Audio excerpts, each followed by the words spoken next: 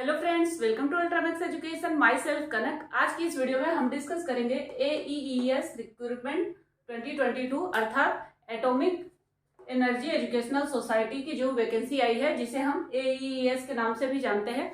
उसमें कौन से पदों पर क्या क्या एलिजिबिलिटी चाहिए और क्या क्या सिलेबस होना चाहिए, उसके बारे में डिस्कस करेंगे। जो ये वैकेंसी आई है वो PRT, TGT, PGT के पदों पर निकली हुई है और उसमें 205 पदों पर वैकेंसी आई हुई है। और उसके लिए काफी लोगों को कंफ्यूजन है कि कौन से पोस्ट के लिए अप्लाई करें, कौन से पोस्ट के लिए वो एलिजिबल है, उनके पास जो डिग्री है उसके अकॉर्डिंग। तो इन सब टॉपिक के ऊपर आज की वीडियो में हम डिस्कस करेंगे, तो वीडियो में अंत तक बने रहिएगा। तो चलिए फिर स्टार्ट करते हैं। जैसा कि आप लोगों को मालूम है कि जो टीचर्स की वैकेंसी आई है वो PRT, TGT and PGT post पे आई है। तो काफी लोगों को कंफ्यूजन है कि PRT, TGT और PGT क्या है और किस तरह के ये टीचर्स होते हैं। तो सबसे पहले हम डिस्कस करेंगे PRT के बारे में। PRT टीचर्स जो होते हैं वो प्राइमरी लेवल के टीचर्स होते हैं और 1st to 5th के टीचर्स को PRT टीचर्स अर्थात प्राइमरी टीचर्स कहा जाता है।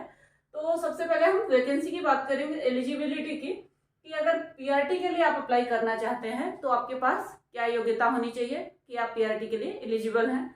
तो PRT टीचर अर्थात प्राइमरी टीचर्स जो है वो 1st to 5th को पढ़ाते हैं। और 1st to 5th को पढ़ाने के लिए ऑल सब्जेक्ट के एक ही टीचर्स होते हैं, जिनको प्राइमरी टीचर या PRT टीचर्स कहते हैं। तो अगर आप प्राइमरी टीचर्स के लिए अप्लाई करना चाहते हैं तो आपको 1st to 5th के लिए तो आपको ग्रेजुएशन आपका होना चाहिए, जिसमें आपका BA, BSc या अदर जो भी आपने BCom वगैरह किया है वो आपका ग्रेजुएशन कंप्लीट होना चाहिए। और इसके साथ ही साथ आपका एजुकेशनल जो कोर्स है उसमें आपका डिग्री या डिप्लोमा अर्थात आपका BEd या DLEd वगैरह आपने किया है तो आपने इसमें अप्लाई कर सकते हैं।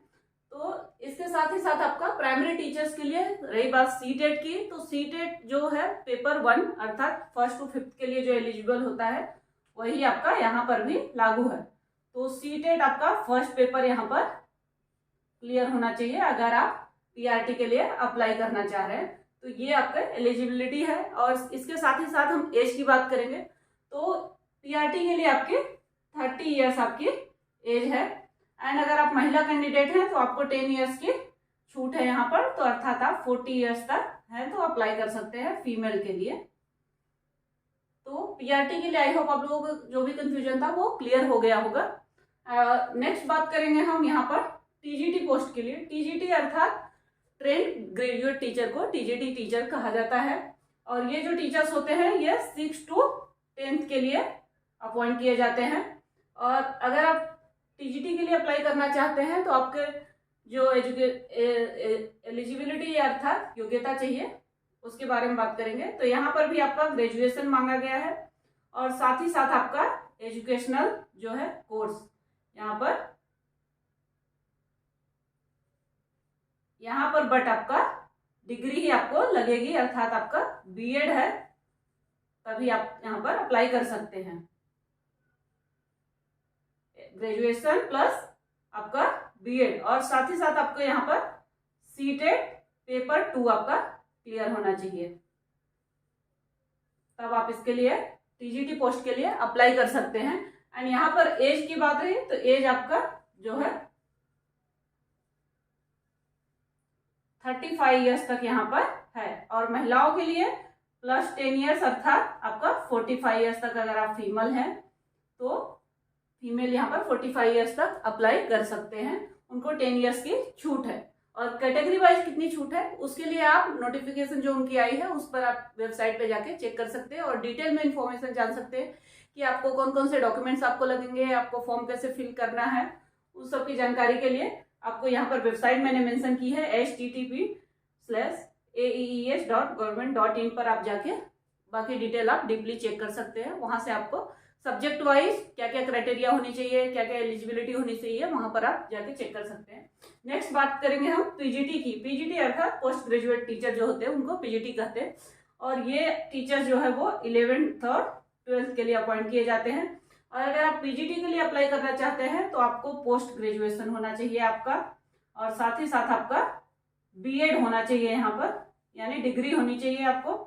बट यहाँ पर क्या है, सीटेट अगर आपका क्लियर नहीं है तो भी आप यहाँ पर अप्लाई कर सकते हैं। यहाँ पर सीटेट की डिमांड नहीं की गई है। और साथ ही साथ यहाँ पर एज जो है आपकी, यहाँ 40 ईयर्स एज आपके है। और महिलाओं के लिए 10 ईयर्स की छूट है, अर्थात यहाँ पर 50 ईयर्स तक महिलाएं अप्लाई कर सकती हैं। तो ये रही बात, हम लोगों ने डिस्कस किया है यहाँ पर एलिजिबिलिटी की कि आपको क्या क्या योग्यता है तो आप यहाँ अप्लाई कर सकते हैं, क्या क्या आपके पास डिग्री होनी चाहिए। और नेक्स्ट हम डिस्कस करेंगे कि इसकी फॉर्म आवेदन कब से स्टार्ट हो गया और कब से क्लोजिंग है। तो इसके जो आवेदन की प्रक्रिया है, ओपनिंग है, वो 23 मई से अर्थात 23 मई से स्टार्ट हो गई है। और लास्ट डेट जो है आवेदन करने का वो 12 जून तक है। आई होप आप लोगों ने अभी तक, मैंने प्रीवियस वीडियो में भी बताया था, तो कैसे अप्लाई करना है वेबसाइट पर विजिट कर लिया होगा, चेक कर लिया होगा कि आवेदन फॉर्म निकल चुके हैं। तो उसको भी एक बार आप चेक करके, गो थ्रू करके इसको अप्लाई कर सकते हैं। अभी लास्ट डेट जो है वो 12 जून तक है, तो 12 जून तक आप कभी भी इसके लिए अप्लाई कर सकते हैं। नेक्स्ट देखेंगे हम इसके एग्जाम पैटर्न के बारे में कि आपको कौन से पोस्ट के लिए किस तरह से प्रिपेयर करना है। तो सबसे पहले यहाँ पर हम जानेंगे जो यहाँ पर एग्जाम होते हैं वो 100 मार्क्स के लिए एग्जाम होते हैं।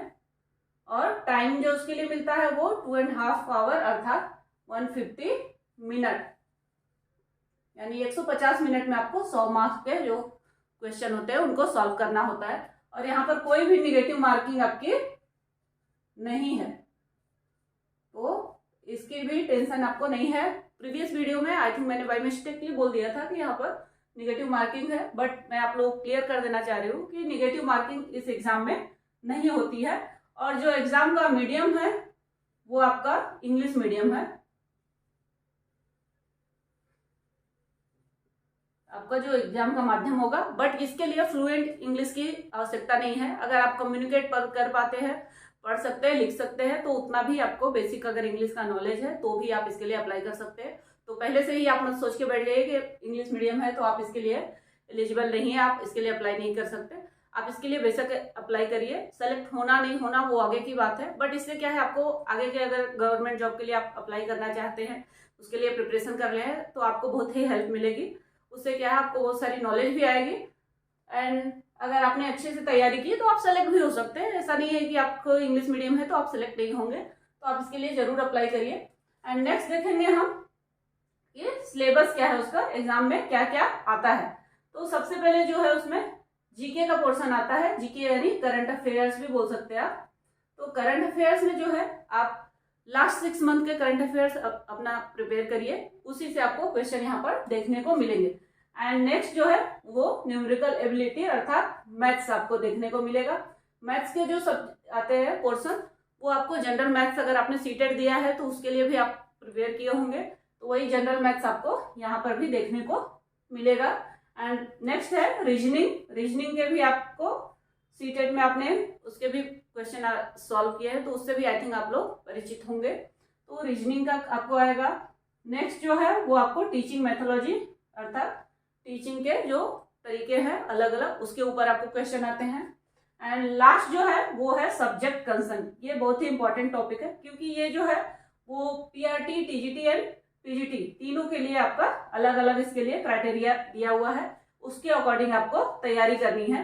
इसके ऊपर यहाँ तक तो जो है वो आपको सेम आपको देखने को मिलेगा, आप चाहे पीआरटी के लिए अप्लाई कर रहे हैं या टीजीटी के लिए या पीजीटी के लिए। बट यहाँ पर जो है वो सबके लिए अलग अलग डिवाइड कर दिया गया है।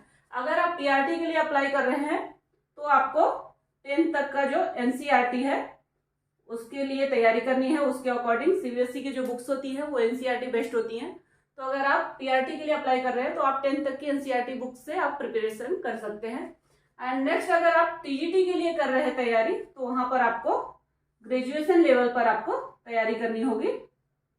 10th तक आपको पीआरटी में आपको करना है। एंड नेक्स्ट जो है ग्रेजुएशन लेवल पर आपको टीजीटी के लिए करना है। एंड जो है पोस्ट ग्रेजुएशन में आपको जो है वो पीजीटी के लिए आपको प्रिपरेशन करनी है। तो आपको आपके सब्जेक्ट के अकॉर्डिंग, जिस सब्जेक्ट के लिए आप अप्लाई कर रहे हैं उसके अकॉर्डिंग आपको यहाँ पर प्रिपरेशन करनी है। उस अकॉर्डिंग आपको जिस लेवल पर आपने अप्लाई किया है वहां तक आपको सब्जेक्ट का नॉलेज होना चाहिए। तो इस तरह से आप अपना सिलेबस तैयार कर सकते हैं। एंड अगर आप किसी भी गवर्नमेंट जॉब के लिए अप्लाई कर रहे हैं या प्रिपरेशन कर रहे हैं तो जो आप वहाँ पर तैयारी कर रहे हैं वही आपको यहाँ भी काम आने वाली है। बस आपको थोड़ी सी आपको पोस्ट के अकॉर्डिंग आपको थोड़ी सी और प्रिपरेशन करनी है, बाकी आपके वही जो स्टडी है इसमें भी आपको काम आने वाली है।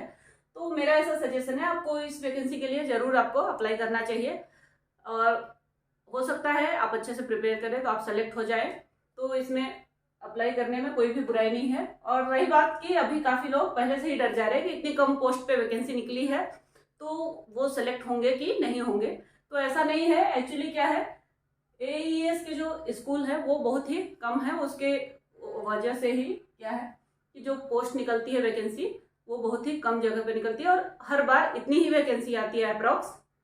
तो उसमें भी आप पहले से ही हार मान के बैठ जाएंगे, तो ऐसा नहीं है। आप अप्लाई करिए, हो सकता है कि आप अच्छे मार्क्स से सेलेक्ट हों। तो आई होप आप लोगों को मेरी ये वीडियो पसंद आई होगी और थोड़ी सी भी अगर आपके लिए हेल्पफुल हुई होगी तो प्लीज़ एक लाइक जरूर करिएगा। और अगर आपको इससे रिलेटेड कुछ भी और भी जानकारी चाहिए या कुछ भी सजेशन चाहिए तो प्लीज़ कमेंट बॉक्स में कमेंट जरूर करिएगा। मैं आपके सारे कमेंट्स रीड करती हूँ और भले मैं तुरंत रिप्लाई नहीं कर पाऊँ, लेकिन जब भी मैं रीड करती हूँ, मुझे टाइम मिलता है तो मैं उसके रिप्लाई जरूर करने की ट्राई करती हूँ। तो चलिए फिर मिलते हैं नेक्स्ट वीडियो में। Thank you for watching this video.